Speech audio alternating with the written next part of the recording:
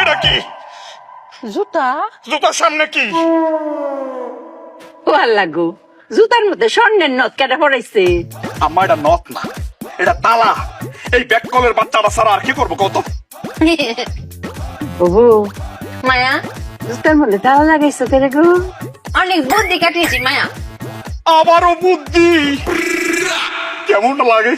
ও বউ, তোমার না কতবার কইরা কই বউ গো, আর তুমি বুদ্ধি কাটাইও না। কেন হিরাবার বুদ্ধিটা কাটাইছো? চুপের একটাই কষ্ট, চুপের বুদ্ধি কেউ শুনতেই চায় না।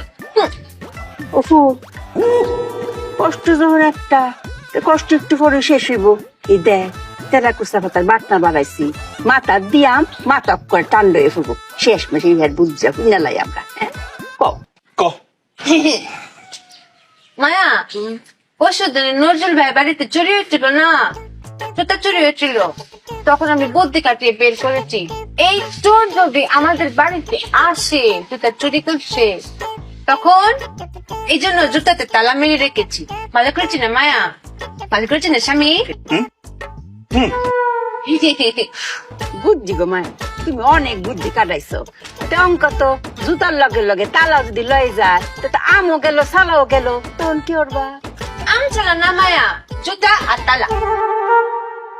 ওই তো এখন জুতা আর তালা গেল, তখন কি হইব? এখানেই তো মায়া বুদ্ধি দিয়ে তব্দে লাগিয়ে ফেলেছি।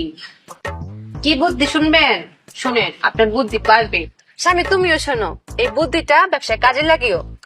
চোর যখন জুতা নিয়ে যাবে, জুতা নিয়ে গিয়ে পায়ে পড়বে, পরে কি হাঁটতে পারবে? হ্যাঁ পারবে। পারতো না। স্বামী পারবে না। কেন পারতো না? কারণ তালা লাগানো।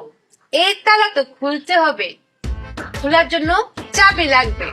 তখন চোর চাবি খুঁজতে খুঁজতে খুঁজতে খুঁজতে চুপিয়ার কাছে আসবে, এসে বলবে চুপি আপা, চুপি আপা চাবিটা দেন। তখন আমি সই করে চাবিটা বের করবো, এরকম ঘুরিয়ে ঘুরিয়ে বলবো চোর ভাই আসেন চাবিটা নেন, লুক লুক লুক দেখাবো।